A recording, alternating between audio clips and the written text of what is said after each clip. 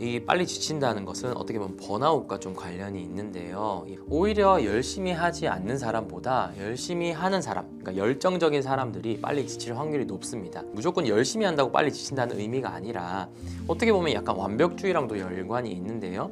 너무 모든 것들을 잘 하려고 하는 마음을 가지고 시작하다 보면 되게 상실감을 얻거나 무력감을 얻는 경우들이 많습니다.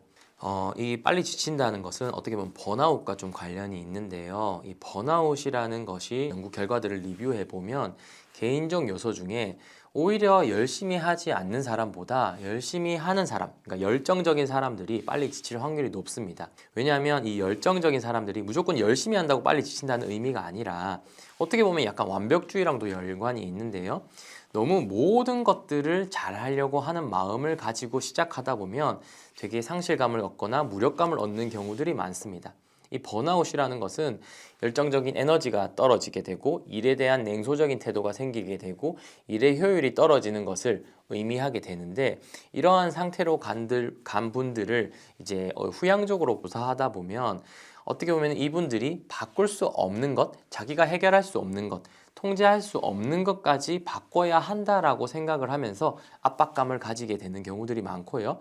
이러한 스트레스 프레셔들이 쌓이다 보면 본인이 감당할 수 없는 스트레스를 겪게 되고, 그러다 보면은 점점 에너지가 떨어지는 거예요. 그런데 어떻게 보면은 이 조직이나 아니면 개인적으로 봤을 때 너무 열정적으로 하다 지치는 것보다는 지속적으로 안정된 플레이를 펼치는 것이 개인적으로나 조직적으로나 더 도움이 되는 거거든요. 그렇기 때문에 여러분들께서 열정적으로 열심히 하는 것은 좋지만, 내가 지금 여기서 이만큼의 과도한 에너지를 쏟아서 내가 바꿀 수 있는 것일까? 그리고 지금 현재 우선순위별로 모든 것을 다 해결하려고 하는 것이 아니라 우선순위별로 이것부터 먼저 해내고 그 다음분에 이걸 해야지. 그러면은 우리가 이 어떤 현실적인 구체적인 시간과 우리 이런 자원의 한계, 그리고 내가 가진 에너지의 한계, 시간적인 한계들이 있는 상황에서 모든 것들을 해내려다 보면, 적어도 모든 것들을 완벽하게 해내려다 보면 지치는 경우들이 많기 때문에 여러분들이 하셔야 될 일은 내 주어진 어떤 자원들을 파악하고 여기서 우선순위를 가려야 되는 것이죠. 그래서 우선순위에 해당되는 것에 에너지를 분배하고 그 다음에 차근차근 해나가는 것이 중요하다고 보실 수 있습니다. 그래서 이 지속적으로 지치지 않고 성과를 내는 사람들이 고성과를 이룬다라고 볼 수가 있는데, 이분들의 특징을 보면 두 가지인데요. 일단은 스트레스를 두려워하지 않습니다. 스트레스를 잘 받는다는 거고요. 두 번째는 쉴 때도 잘 쉰다는 거예요. 저희한테 많이들 물어보시는 게 뭐냐면 스트레스 안 받는 법 뭐예요? 또는 스트레스에서 좀 자유로워지고 싶습니다 라고 얘기들 많이 하십니다. 그런데 스트레스를 어떻게 보면 극복하거나 잘 받는 첫 번째 원칙은 이 내가 지금 처한 스트레스가 바꿀 수 있는 것이냐, 그렇지 않으면 바꿀 수 없는 것이냐를 나누는 것이 필요해요. 왜냐하면 우리가 받는 괴로움의 총합은 이 바꿀 수 없는 것으로부터 인한 스트레스, 그 다음에 바꿀 수 있는 것으로 인한 스트레스, 그 다음에 이 바꿀 수 없는 것으로 인한 괴로움, 이 세 가지의 총합이 우리 전체의 괴로움이라고 볼 수가 있거든요. 그런데 이 바꿀 수 없는 것을 계속 잡고 있다 보면 이 바꿀 수 없는 것으로 인한 괴로움이 막 올라가게 돼요. 그러니까 총합이 원래 100이었는데 내가 바꿀 수 없는 것을 계속 신경 쓰다 보면 총합이 105, 110까지 올라가게 되는 거죠. 그러면 바꿀 수 없는 것은 일단 지금 현재 인정하고 바꿀 수 있는 것에 몰두를 해서 그 부분들을 조금 낮춰본다고 생각을 해봅시다. 그럼 다 낮춰주진 않겠지만 바꿀 수 없는 것이 이게 한 90점이고 바꿀 수 있는 것이 한 10점이었는데 10점에서 한 3점 낮췄다고 생각해 보세요. 그러면 90점은 그대로고 이 3점은 낮아졌죠. 그리고 바꿀 수 없는 것으로 인한 괴로움이 더 0으로 또는 더 낮아진다고 보시면 됩니다. 그러면 우리가 첫 번째 케이스에서 바꿀 수 없는 것을 막 잡으면 105, 그 다음에 바꿀 수 있는 것으로 인한 스트레스를 막 몰두를 하게 되면 95가 돼요. 그러면은 지속적으로 나아간다고 했을 때 이 사람이 스트레스를 겪고 그 다음에 감당할 수 있는 확률은 바꿀 수 있는 것에 몰입을 하는 경우에 더 좋은 성과나 결과물들이 나게 될 확률이 크다라는 거죠.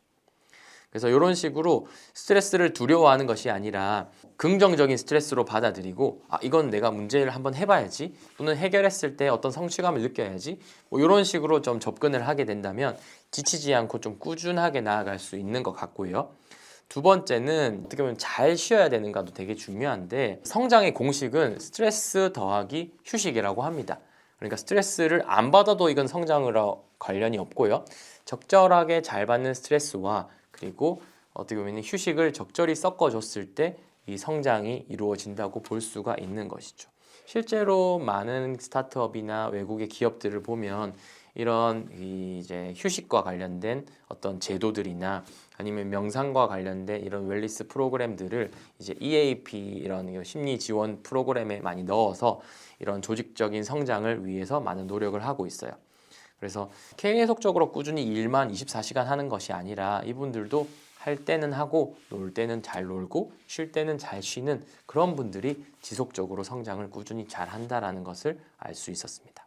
스트레스를 잘 받으면서 좋은 성과를 내는 방법은 여러분들이 여키스 도슨 법칙이라는 것을 좀 주목하면 되는데요. 이건 뭐냐면 이 X축이 긴장과 불안 스트레스고요. Y축이 수행 능력이에요. 근데 이게 인버트 U자를 그리거든요. 그러니까 스트레스가 너무 많아도 수행 능력이 떨어지고 성과가 떨어지고 그렇다고 스트레스가 너무 없는 상태로 가도 이 수행 능력이 떨어지게 됩니다. 그러니까 여러분들이 좋은 성과, 최적의 성과를 원한다고 하시면은 여러분들이 스트레스를 받을 수 있는 최적점을 찾으셔야 합니다. 그러니까 스트레스를 안 받고 또는 내가 불편한 상황들을 회피하거나 억압하거나 도망쳐서 스트레스 프리 상태를 만드는 게 여러분들의 성장에 도움되는 것이 아니라 내가 관리할 수 있는 최적의 스트레스를 찾아, 즉 최적점을 찾아서 수행 능력의 최고로 올라가는 최적점을 찾아 나선다고 보시면 되는데요. 그 방법은 뭐 대충 보면 이렇게 생각하시면 될 것 같아요. 조금 과도한 스트레스, 그러니까 본인이 가지고 있는 현재 능력치를 조금 넘어서는 일들을 막 해보세요. 그러다 보면 조금 힘들겠죠, 그죠? 그래서 조금 힘든 스트레스를 받을 때 내 수행 능력이 얼마나 떨어지는지를 보고 그만큼의 일보다는 조금씩 줄여보거나 아니면은 거기서 내가 조금 이만큼은 더 할 수 있다라고 보면 그만큼 조금 더 하게 되는 것들을 의미하게 되는데 뭐 예를 들면 이제 여러분들이 헬스장에 가서 근육 운동을 하신다고 보면 근육을 키우는 것과 성장을 하는 것과 비슷하다고 생각하시면 되는데 여러분들이 근육 운동을 할 때 너무 적은 중량으로 막 이렇게 운동을 해도 어떻게 보면 근육이 성장하지 않잖아요. 그렇다고 여러분들에게 맞지 않는 남들이 저렇게 높은 중량을 든다고 해서 높은 중량으로만 하다 보면 근육이 파열되거나 몸이 아파서 꾸준하게 운동을 하지 못하는 경우들이 많죠. 그러니까 아주 작은 용량, 중량부터 조금씩 올려서 나한테 맞는 최적의 중량을 찾아 나가는 과정이 어떻게 보면은 여러분들이 근육 운동을 하는 방법이라고 알고 계실 텐데요. 마찬가지로 여러분들이 어떤 일을 하거나 공부를 하거나 할 때 나한테 맞는 최적의 스트레스, 나한테 가할 수 있는 최적의 스트레스를 작은 것부터 조금씩 올려서 최적의 스트레스를 찾아보려고 하시면 좋을 것 같아요. 근데 이걸 할 때 주의할 점은 어떤 스트레스에 취약한 분들 같은 경우에 이걸 되게 두려워하시거든요. 그래서 스트레스를 올릴 때 내가 뭐 예를 들면 2시간 공부하는 것들을 3시간 공부하고 3시간 공부하는 것들을 4시간 공부하고 뭐 여기서 물론 휴식이나 쉼을 넣어야 되겠지만 이걸 조금 두려워하는 마음이 커서 조금씩 올리지 못하게 되면 본인이 가질 수 있는 최적점의 성장과는 조금 거리가 있게 된다는 거죠. 그래서 그 두려움, 결국은 심리적인 부분도 중요한 게 스트레스를 늘릴 때 스트레스에 대한 저항력, 이 스트레스에 대한 저항력, 감정을 다루는 힘도 같이 키워야 우리가 어떤 프레셔를 받았을 때 그거를 이겨내고 좋은 성과를 낸다고 할 수 있을 것 같습니다. 쉼이라는 것 자체가 나중에 제가 시간이 나면 쉬어야지 하면 제대로 잘 못 쉬는 경우들이 많죠. 해야 될 것들은 쌓여 있고 내가 지금 잠시 쉬면 뭔가 이 업무를 다 해내지도 못할 것 같고 그리고 쉴 때 좀 죄책감을 느끼는 분들이 많습니다. 요즘에 이런 성인 ADHD가 되게 많이 알려지면서 이 집중력 때문에 이제 진료실을 찾는 분들이 많은데 이분들 중에 완벽주의자들의 얘기를 들어보면 약간 잡생각을 하거나 약간 딴 생각을 하는 것도 죄책감을 크게 느끼면서 난 집중력이 떨어지고 있는 것 같아.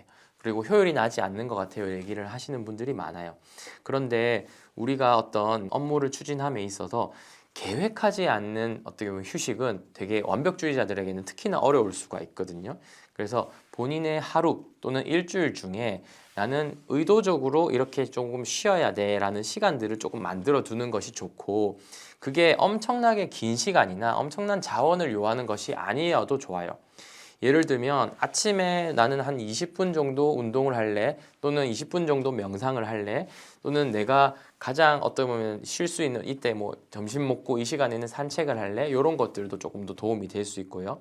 저 같은 경우에도 뭐 예를 들면 아침에 출근하기 전에 또는 점심시간에 한 20분 정도 운동을 해야지, 그리고 자기 직전에 한 20분 정도 독서를 해야지, 뭐 이런 것들로 저 나름대로의 어떻게 보면 휴식을 주는 그런 시간들을 조금 넣고 있는데요. 사실 그 20분이나 30분이라는 시간이 짧다면 짧고 길다면 긴 시간이지만, 이렇게 의도적으로 우리의 삶에 넣으려고 노력하지 않는다면 되게 그냥 지나치는 경우들이 많거든요. 뭐 예를 들면 유튜브 쇼츠를 보면 20분, 30분 그냥 지나가기도 하고, 그리고 그냥 멍하니 있다 보면 그렇게 지나가기도 하는데, 우리가 의도적으로 뭔가 머리를 비우거나 외부적인 상황을 보거나, 아니면 뭔가 나가 안정감을 주는 사람들과의 대화를 하거나 뭔가 마음의 편안함을 주는 그런 활동들을 적어도 여러분이 일주일에 하루 또는 일주일에 하루 중에 뭐 2, 30분 정도 조금 스케줄에 넣어 두시면은 훨씬 더 그런 것들을 균형 있게 밸런스 있게 추구하실 수 있을 거라고 생각을 합니다.